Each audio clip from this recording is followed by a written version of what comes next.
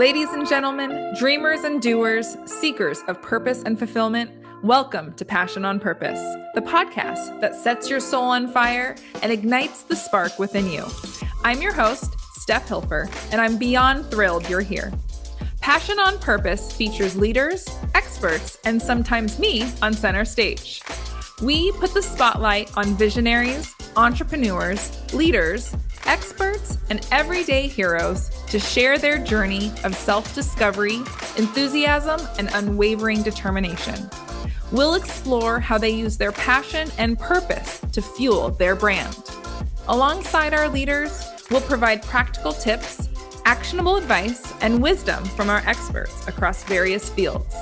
So if you're ready to unleash your inner fire, shake off the doubts and insecurities, and pursue a life of purpose with unbridled enthusiasm, then let's dive in.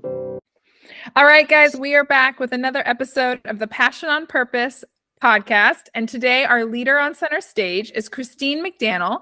She is the founder and principal of the Magnolia firm. And I'm so excited that we're going to dive into the topics that we're talking about because you guys know if you're here on the show, you are an entrepreneur, you lead with heart, and you put every ounce of your passion and soul and heart into what it is that you do. And we might not always be thinking about where that's going and what maybe the end looks like for us. And I think that Christine is going to really help us reframe and reshape what it is we're working towards and doing all day long, or giving us some cool, exit strategies per se, when things maybe don't feel as you hope they feel, or I'll let her dive into it more. But I'm so excited. It's going to be a great topic. Christine, thank you so much for being here. Steph, thank you so much for having me. I'm super excited.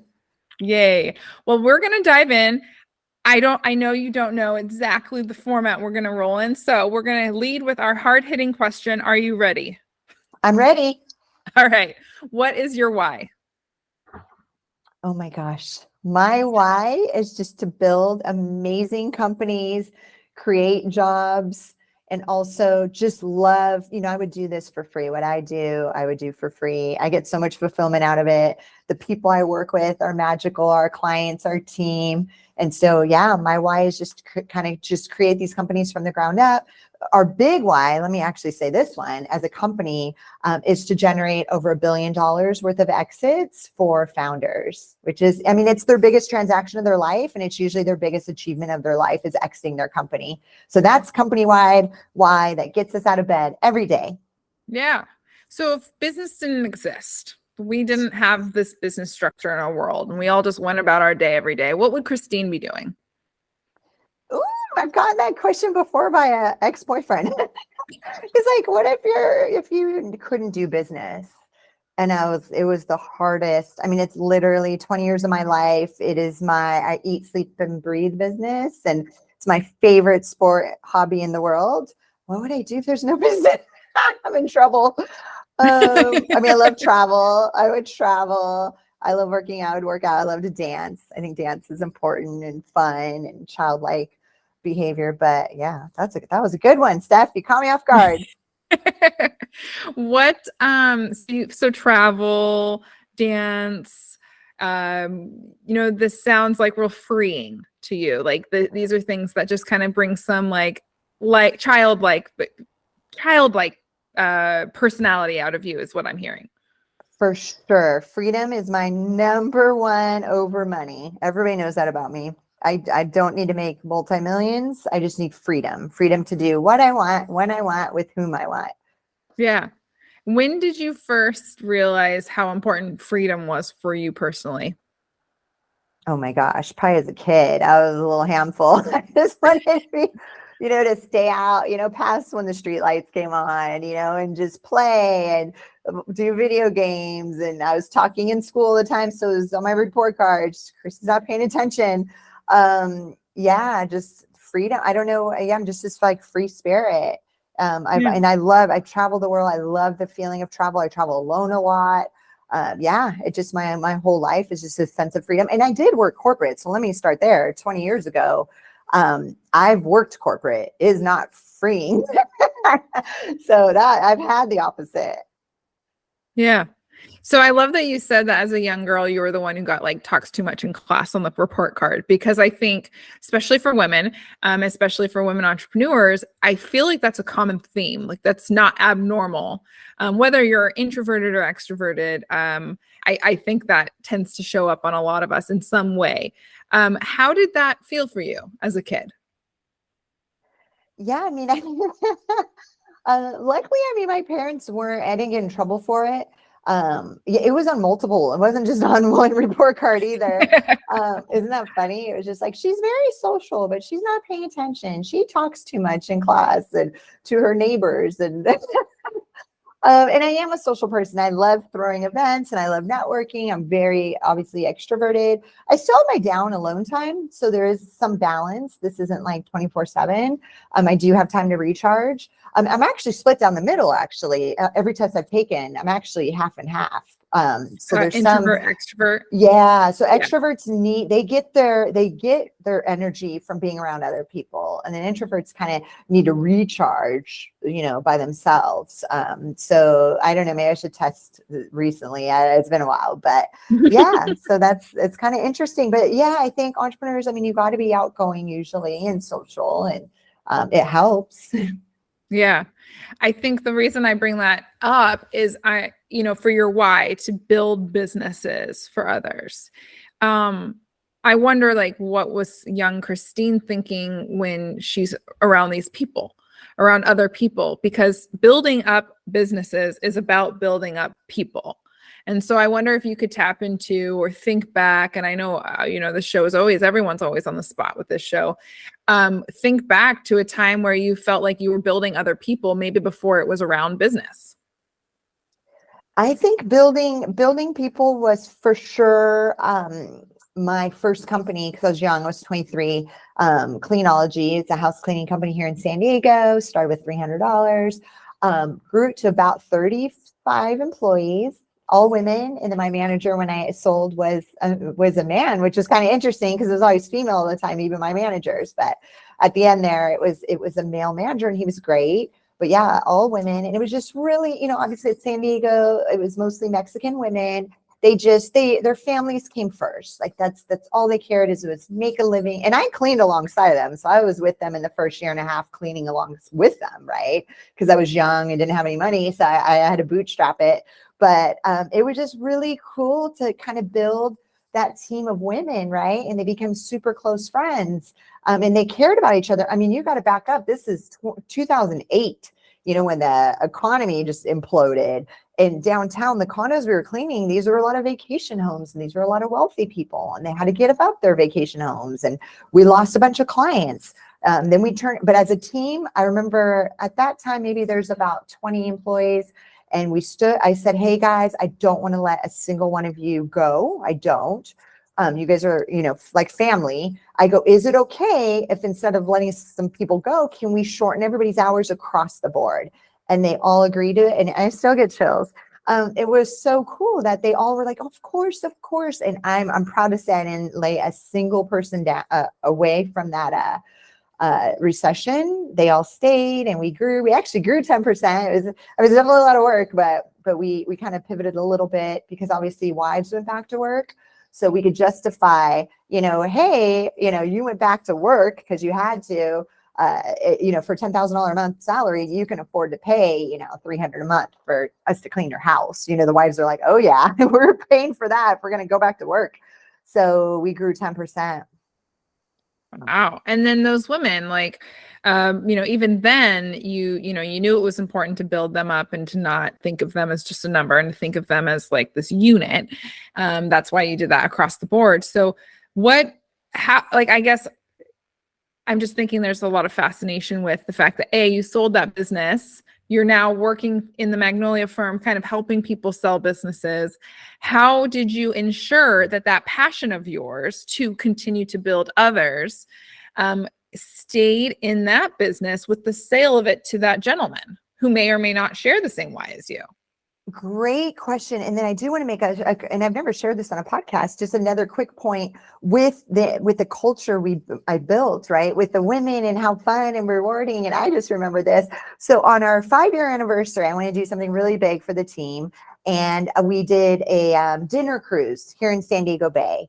And they got, oh, I still about this too. I never get to remember this company because it's 20 years ago. It's such a long time ago. I don't think back far enough because I've had so many different companies and so many amazing team members through the years. They dressed up like almost, some of them in gowns, and they were just so excited. They'd never been on a boat, most of them, ever. Like they've never been on a boat in the Bay, a pretty boat with a dinner cruise and drinks.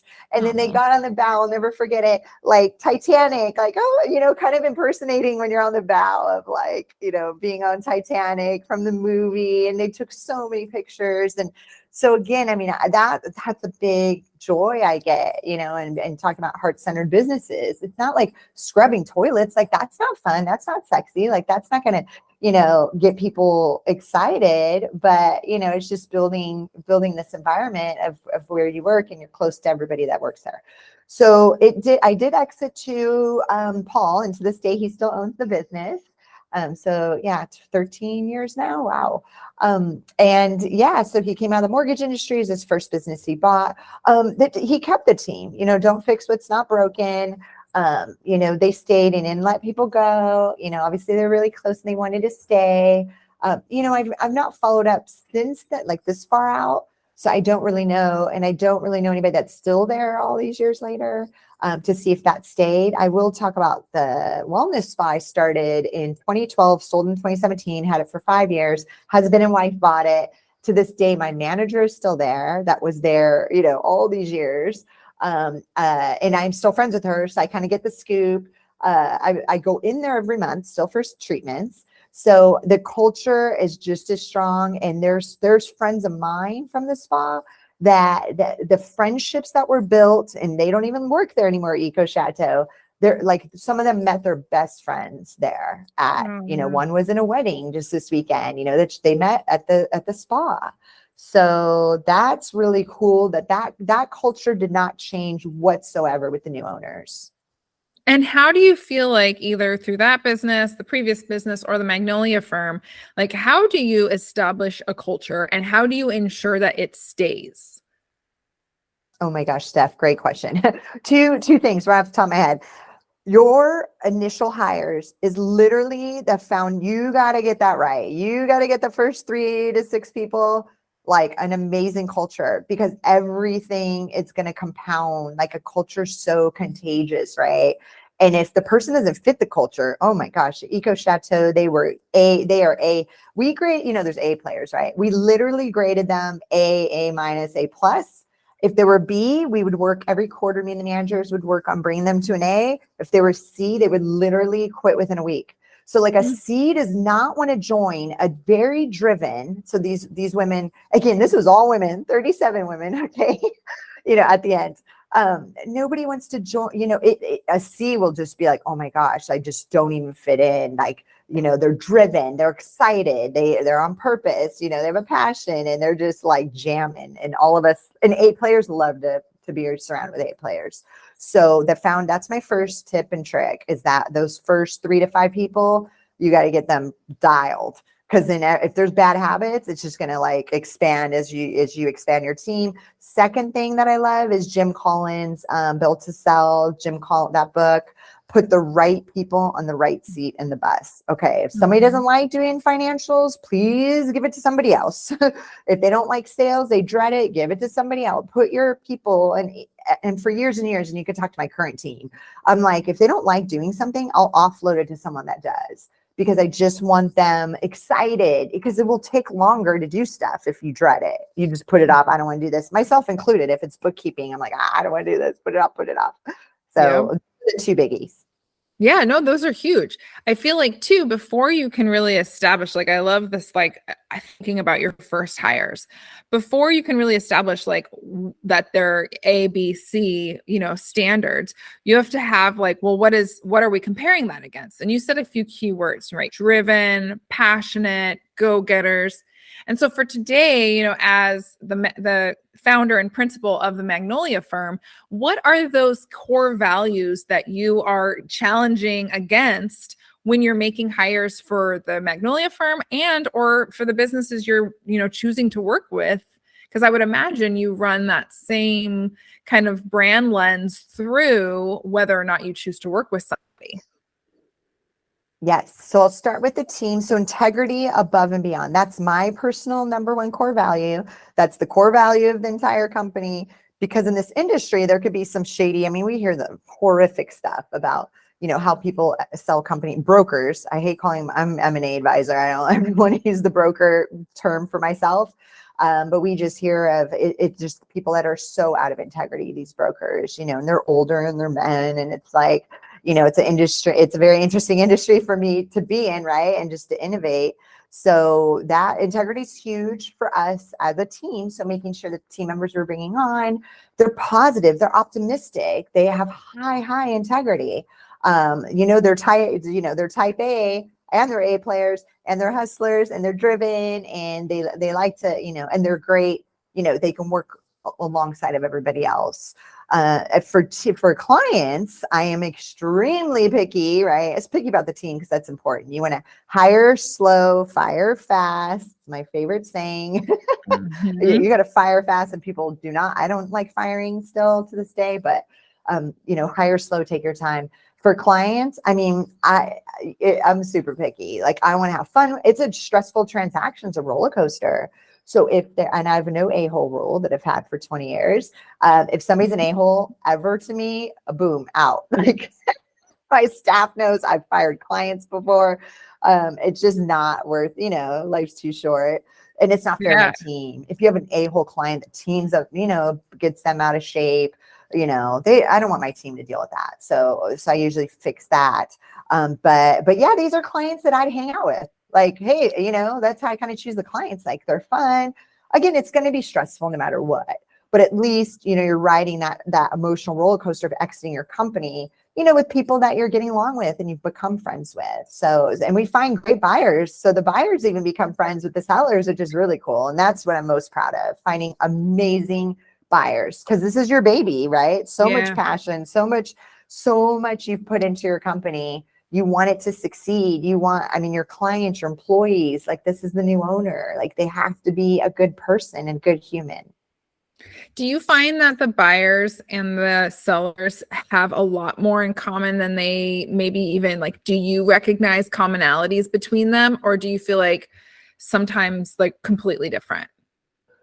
It's so interesting. Even my own exits are typically somebody like a middle-aged white man is my avatar to buy my companies. It's and these are like spas and cleaning companies. You would think it would be another female, which is totally fine. I don't discriminate. My father raised me, so I work well with men.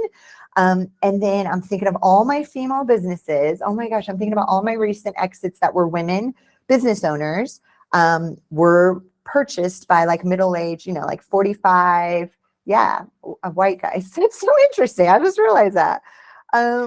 They could be, because like we could think of men and women as like gender, but we also could think of like masculine and feminine energy. And so typically, not always, but I feel like there's a pretty high percentage of successful businesses that are ran by women who run with a masculine energy, right? And so that could be something that you probably possess, which is why all of the businesses you've exited and sold were going to a man.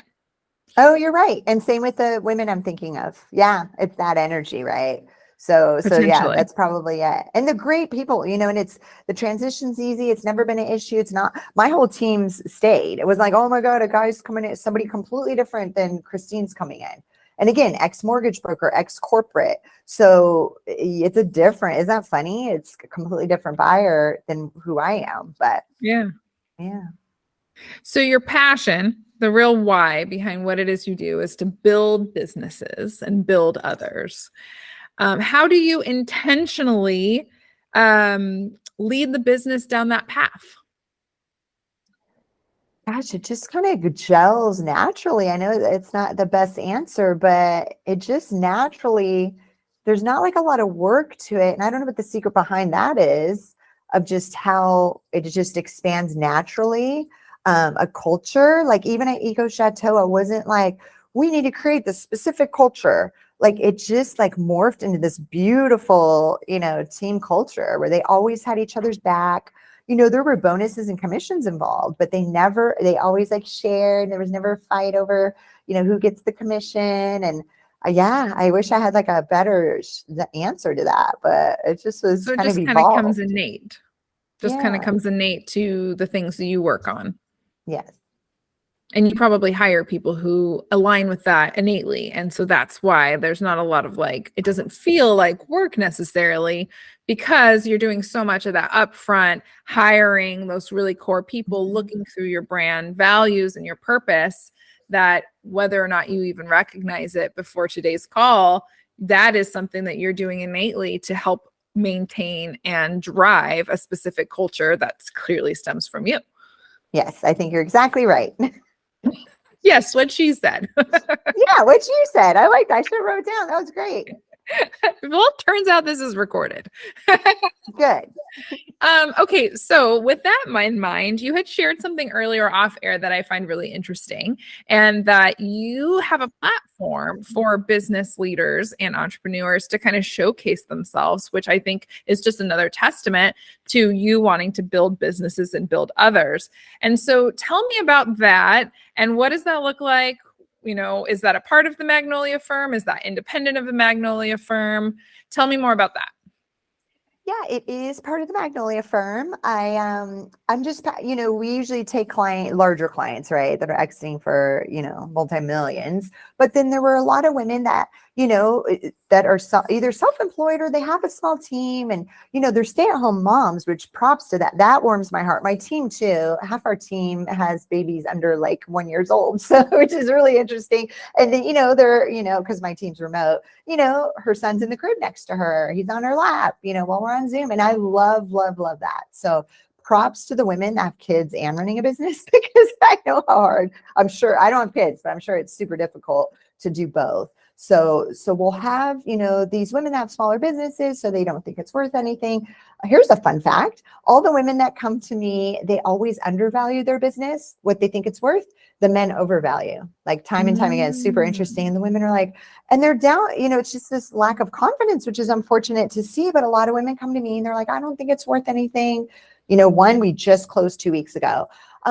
I think I'm giving my graphic design firm to my employee, and I just wanted to talk to you about it. And she tells me, I'm like, I could get you $200,000 cash like that. Like, I just knew it. And we did.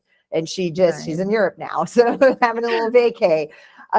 So, I think that's important to know, as far as, if you think, whether or not, and reach out, please. Anybody can reach out to our team, myself, we can let you know, I can usually do back of the napkin pretty quickly with a couple questions on the phone and just say it's worth something.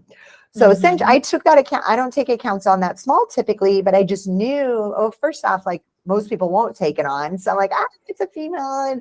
Like, I want to take it on. I have the bandwidth and I know it'll sell quickly. And it did. But we have this rapid acquisition club inside the Magnolia firm. It was like my pet project earlier this year, and it's really taking off. So once a month, we highlight anywhere from 3 to 5 companies. We bring them on. They do a cute little, slide deck presentation, 7 to 10 minutes on their company that they want to sell. And again, if it's a solopreneur, that's fine too. Somebody might want to take your spot, right, and cash you out. And so we get to highlight them. And then I call it a friendly Shark Tank. So all the potential buyers, all the potential buyers are on a Zoom in the room. You're presenting. They can ask questions in real time. These are paid members, so they're serious about finding a business. Usually we charge $2,500 for somebody to present, but happy to waive that for all of your listeners of the podcast. Oh, wow. Yeah. So yeah, just reach out to our team. If it's something, again, if it's a fit, or if you want a larger exit and you need our assistance, happy to talk to you about that too. But yeah, rapid acquisition club, it's really fun. So it's once a month. So is that a really good way to kind of, maybe even see if their business is at a point where it's sellable, or if because I love the name. It was, oh gosh. I love the name, but I just forgot. Rapid. Thank you. That was the word. Rapid acquisition. I love that because it's like, it's very clear. And I love the mini Shark Tank. That's awesome. And I wonder too, if, that would be a good way for you to lay eyes on possible listeners who are at that point and just maybe need to get some ideas or know where they're going with this. And if it is, I guess what I'm trying to say is if it's even sellable. Like, is that a good place to start with you? Well, yeah, for me, it's a conversation on the phone. Okay. And then I can suss that out pretty quickly. Because Oh, okay. there's some businesses that don't have assets or they're upside down or like, and then I know like we can't present that. We want to present still a strong company, even if it's small, it's totally fine. It's got some profits. We always want to present companies that have profit. Sometimes people are looking for a partner. So if somebody's just kind of burned out and needs to bring a partner on, they come on. Not so much raising capital because it's really hard right now. So we try not to do that. Some people present and they're like, I'm either looking to sell together, looking for a partner, looking for a capital injection, and that's fine too. We'll bring them on. So Nope. yeah, just depending, but I could tell them on the phone. And I kind of say, I hate telling people their baby's ugly because they might want some insane amount of money. And I'm like, oh, this is just not realistic. So that's kind of something I say sometimes. Okay. So probably a good way, we have two ways to start with you. It would be either just pick up the phone, have a conversation with you, or take advantage of that free $2,500 value rapid acquisition kind of showcase and present your business and see if, share what you're looking for, whether it's to sell or you share it even, a partnership and kind of go from there. Sound like, right? And then if people want to kind of watch as a buyer, just kind of not, we'll wave. Like if they want to come in and watch the Rapid Acquisition Club, which is pretty fun, right? To get a vibe of what's going on. We're happy to do that too. Very cool. I love that. Okay, we kind of went a little backwards. Usually I have you answer that in this two-part question, but I want listeners to kind of listen for, like, put your listener ears on, listeners, for who is this for? Like, if someone's listening and they're like, well, I don't really know if I fit what Christine's got going on. Who is this for? So that we know if we need to like dive into the show notes and get connected with you. Yeah, I mean, definitely, I think a bare minimum would be like $40,000 of net profit. So that's kind of after, whatever your revenue is, all your expenses at the very bottom, and then adding your salaries. So whatever you pay yourself, please add that back to the bottom. So at least as long as there's like 40,000 worth of profit a year. Again, that I think the Rapid Acquisition Club could be a perfect fit for us to take you on as an actual like listing and client, like full-fledged. As a firm, we're looking for about $250,000, like 250,000 in net profit. Again, adding back all your fun add backs of like whatever you're running through your business. We add that true back. Profit. Yeah. Yes. And then US based, women, men. Great question. So it's all digital based businesses. So mostly they're US based, but sometimes they're international. So yeah, digital based, digital marketing agencies, digital graphic design firm is what we just sold, SaaS, software IT, CRM integrators. So anything digital based.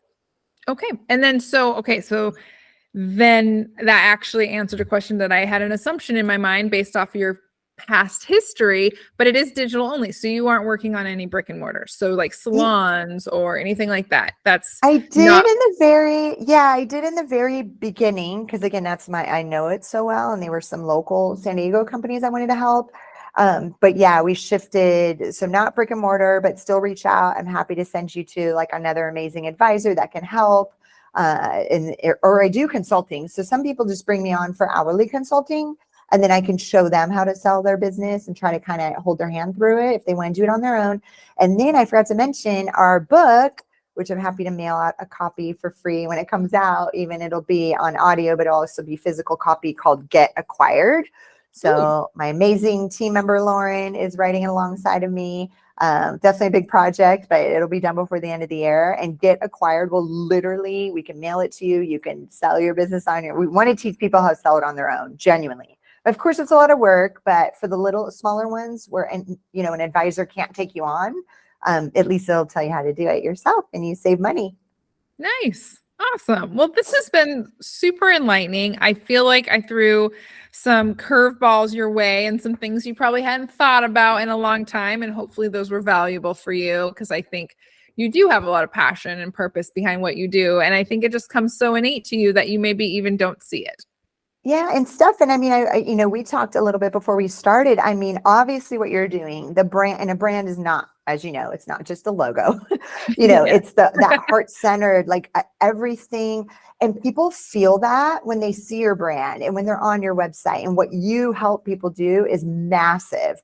Like of course we brought an expert. Even like if you go to our website, it's funny, I'll get on sales calls, sales Zooms with men, and they're just like, oh, is it just women? This was before, because it was all women clients, just by chance. And they're like, we want you to help us too. And I'm like, oh my gosh, of course. Like, it's all women.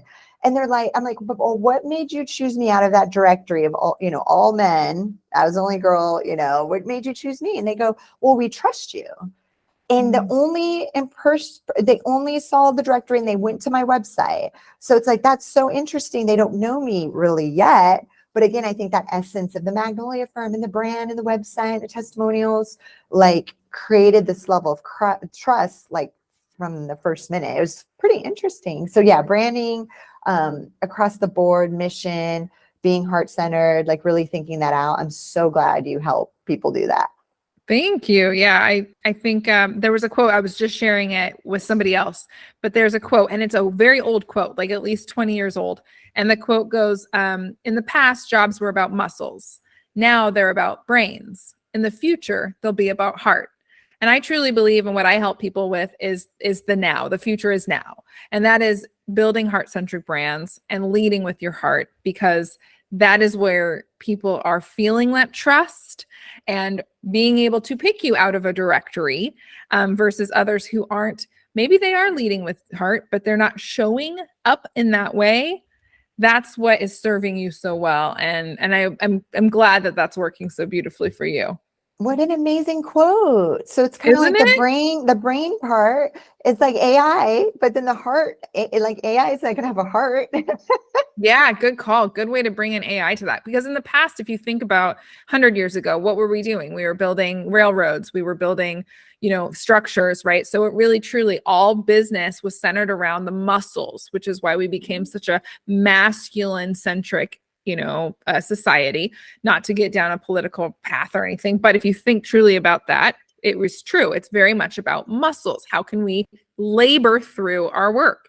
And then for a while, the tech industry came in and it became about brains, right? How can we bring innovation and why can't I use real words? This is not education, being smart, intelligence into the workforce. And so all of a sudden, labor was of course important, but now how do we layer on these smarts?